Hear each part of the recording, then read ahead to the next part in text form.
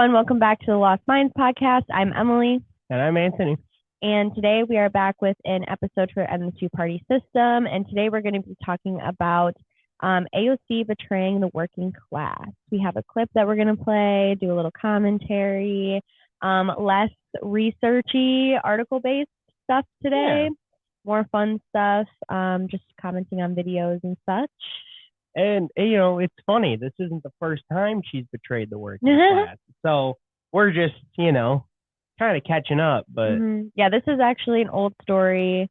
Not old. I mean, it's like recent still, but it's a little bit older in like news speak or like politics speak because things happen every single day. But we made an episode last week about Amazon's win for a union, and there's still lots of stuff going on with that. So make sure you're following along and still supporting the Amazon union. But we wanted to talk about this because we mentioned it in the last episode and didn't get to it. So this is just a follow-up of our last episode. We want to talk a little bit about it. And this is just, again, one piece of evidence of why we need to end the two-party system, why there are no heroes in the Democratic Party or the left. So, I mean, there's just not many people. Well, the people that are fighting for like the working class and the everyday common person aren't being spotlighted, and the people that are kind of pushing them into the party that isn't going to help them, they're the ones who are being like they're on a pedestal. Right. That's really what dangerous. We need. It's really dangerous. It's dangerous, and we need to tear those pedestals down because they don't deserve them, but two, we shouldn't be giving, again, stop putting politicians on pedestals. Yeah, they aren't. Absolutely. Their job is not to be celebrities or to gain popularity. Yeah, I had to say that in one of my meetings this weekend. We were like talking about election stuff, and I was like, I don't want to build relationships with politicians. I want them to be fucking terrified of me. That's what I want. I don't want to I don't want to find allies in like parties. And that was kind of the conversation we were having about like election stuff. And if we were going to do anything in the election, I was like, we don't have any allies. I'm not trying to find allies. I'm not trying to convince them to be my ally. Like if you're not already my ally, then like you're my enemy. So absolutely, like whatever. But yeah, it's crazy that it's turned into you have to go convince them. You have to go build relationships with them. Yeah. And that's not how it ever works. It's not how it was ever supposed to work. Especially on the left. Like you think that these people have some education about like capitalism and its ways and like white supremacy and its ways of like intentionally keeping people down so that we can't do the organizing work. Like in our organizations right now that I'm involved in, like we're having such a hard time getting people to volunteer, to like help us to do so. So like a lot of our teams are of like 10 people. We can't get volunteers engaged. People are busy. People are tired. Like everyone is burnt out right now for a very valid reason. But that's exactly why, like that's exactly what the system does to you. It burns you out. It makes you exhausted so that you don't have the time, energy, or fucking motivation to actually do anything on your spare time, to like actually go out and organize or like strike and, organize because we don't have any mutual aid infrastructure set up. Like there's so many reasons why we can't do these things yet. Not that we can't, it's obviously evident with the Amazon union that like we can do things, but it's difficult. And on the left, it's especially crazy that they have this like narrative of we need to go prove to AOC that we're organizing. We need to go, and AOC says that all the time. Like, you want me to do something, organize around it. Like, yes, that's true, but like also aren't you supposed to be the one that's gonna get us some sort of security so that we actually can go out and organize? Like, and then for regular people on the left or people who are like now sheep herders of the Democratic Party will be like, oh, well, you guys aren't organizing well enough, or you're not doing anything, or you're the online left, you're just screaming at a void. And it's like, yeah, because that's all we have time to do and energy to do. Like no one has energy to go out on the street right now, I found some books about like I think I bought a book actually. That's the book that I bought on that website that I told you about, which plug AK Press is a really good website for like lefty books about like anarchism and communism and all the things. So go check that out. But yeah, I bought a book that's called Why Won't the Poor Rise Up? And I'm really excited to read it because it seems like it's a very recent book, like a newer book, and I want to read it. But I'll let you know. I'll report back. But it's just crazy that people on the left who like, especially progressives, who like claim that they're anti-capitalist and claim that they understand, and they're socialists and they understand what capitalism does to people, still spew this rhetoric. It's like, you're so brainwashed. You're so far into worship culture that like you can't see the hypocrisy and like the irony here. Like, you're supposed to be a socialist, a leftist who's against capitalism, and you, if anyone tells you that you're not a leftist, you freak out. But you also don't get it. It's that part of their personality that does really they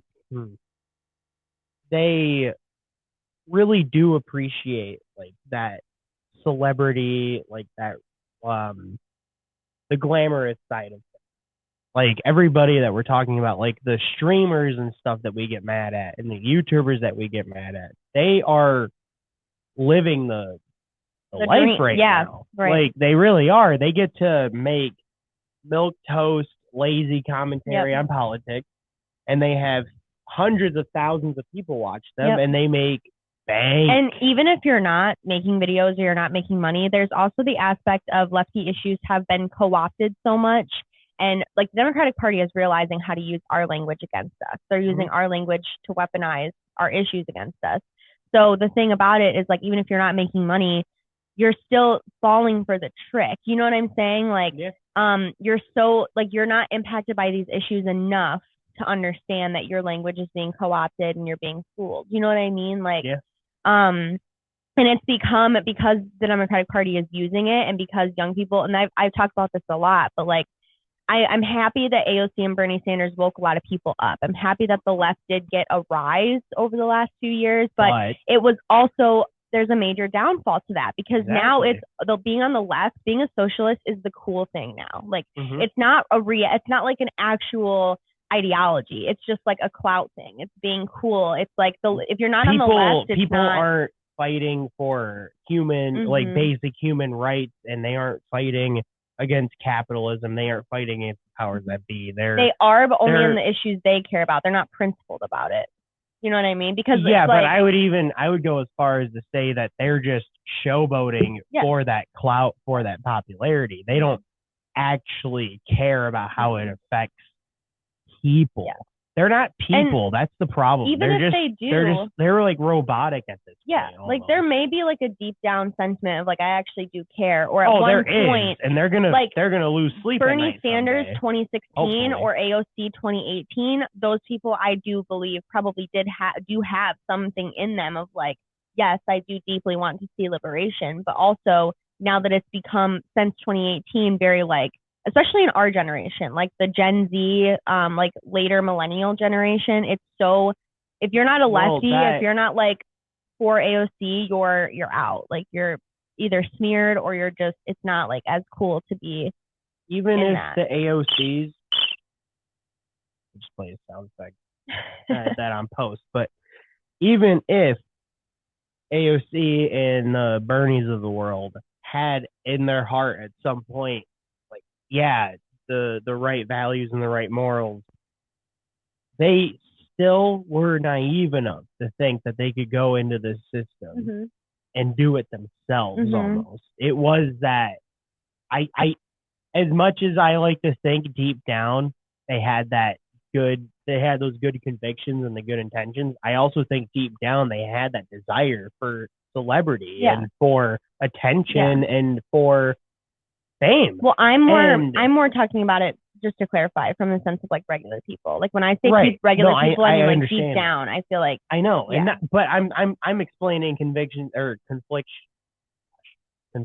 I have within myself about them, where that I had to get over, where it was like I thought about them as human beings, but when it comes to policy making and having actual power in a society like this, we can't think about that stuff. It has to be outside of your mentality, because they are supposed to they understand what they're doing, I guess is what I'm saying. They understand the stakes, they understand what got them here, which is the people, and they just willingly ignore it. They're a part of a violent establishment now. Right, and so they understand if they were actually fighting for the people, that would be a different story. Once they decided and agreed to go along with the Democratic Party's, playbook and like be a part of that rotating villain, that whole game, that's when they're, in my mind, that's when they're like,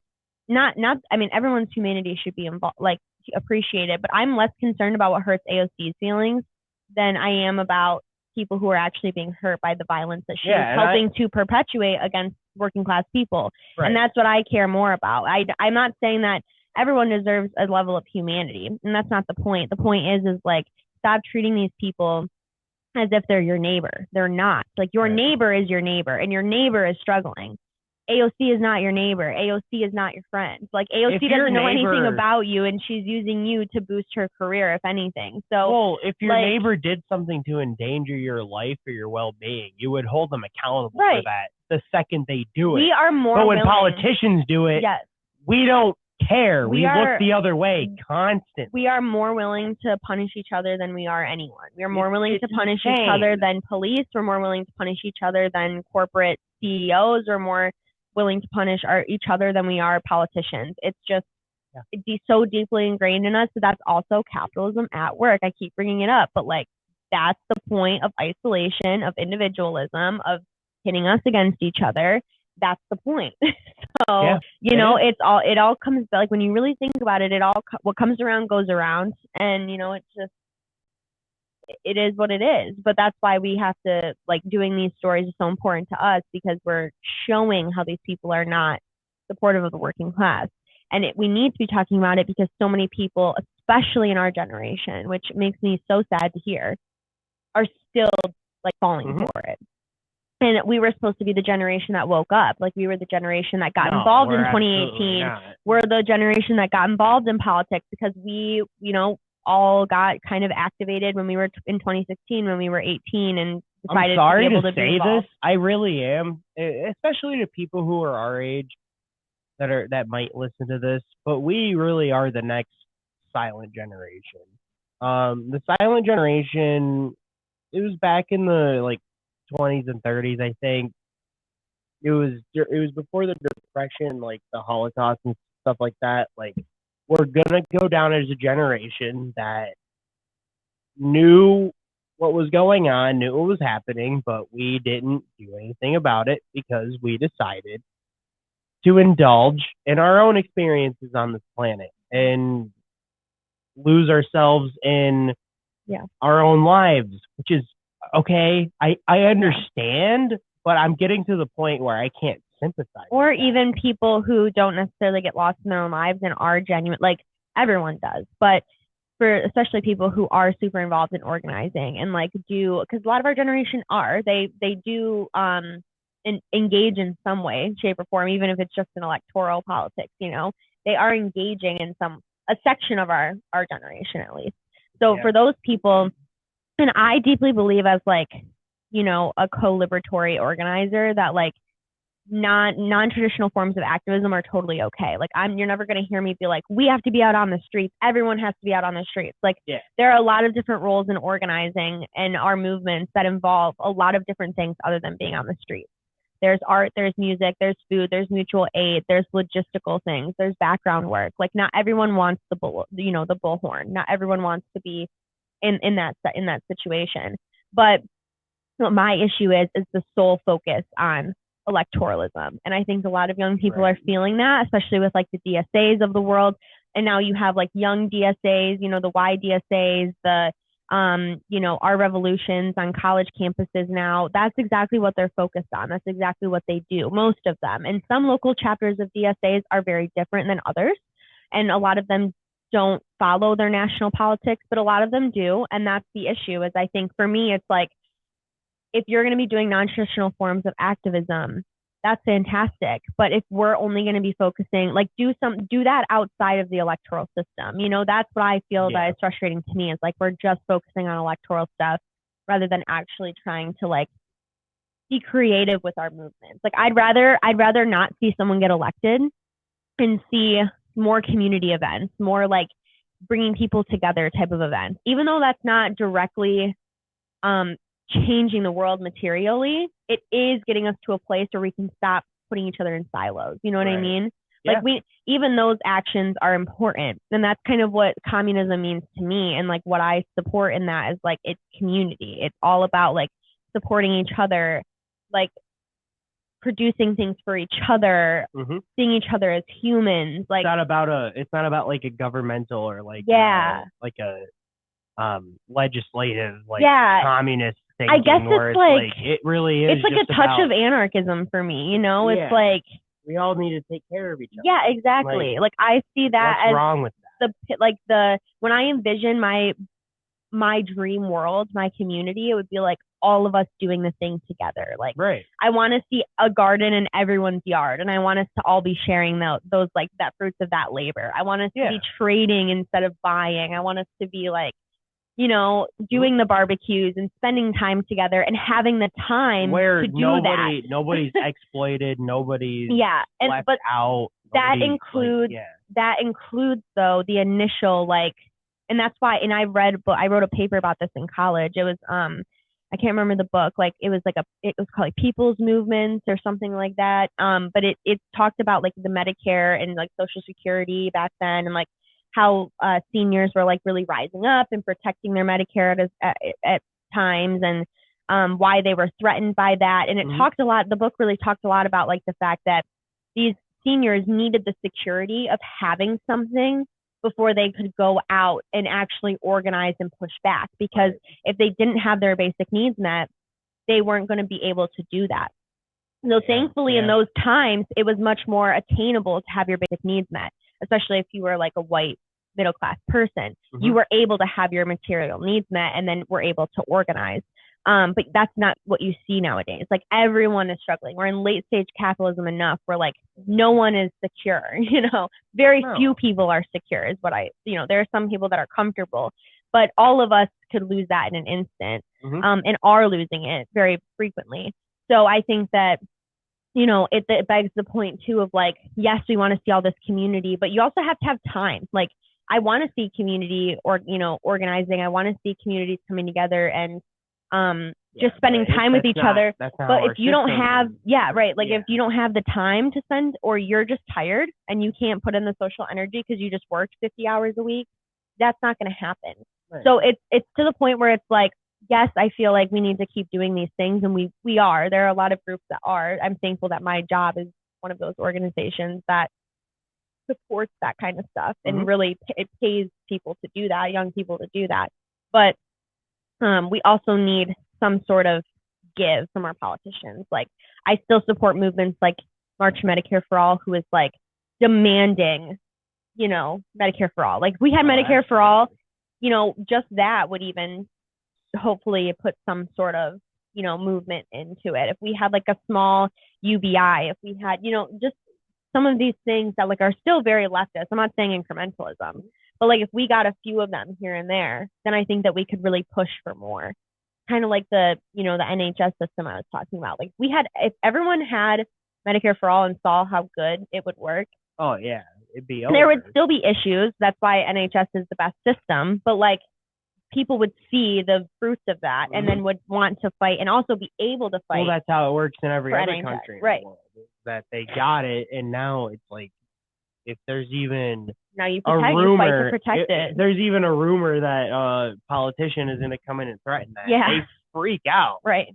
So it's it's a thing. I think that it's a very complex situation, but I guess this episode we wanted to just point out the point of like, we don't have any saviors. So we have to figure out how to save ourselves in a lot of different ways. Okay, y'all. So that was a really good initial conversation to this. We're already a little bit close to like 25 probably-ish minutes here. So we're going to go ahead and end this episode. And this is just going to be like a great conversation that we had about just the state of the left again. We're always having these conversations. And we're going to roll over to the next video on the channel. If you go to the most recent video, it will be, that's where we're going to talk about the AOC video. So we're going to show that next. So make sure you go check that out. And this is just like a little precursor conversation to that. So thank you all so much for joining us. Definitely make sure you go over to that video and see what AOC is up to with the Amazon union. So. Thanks, y'all.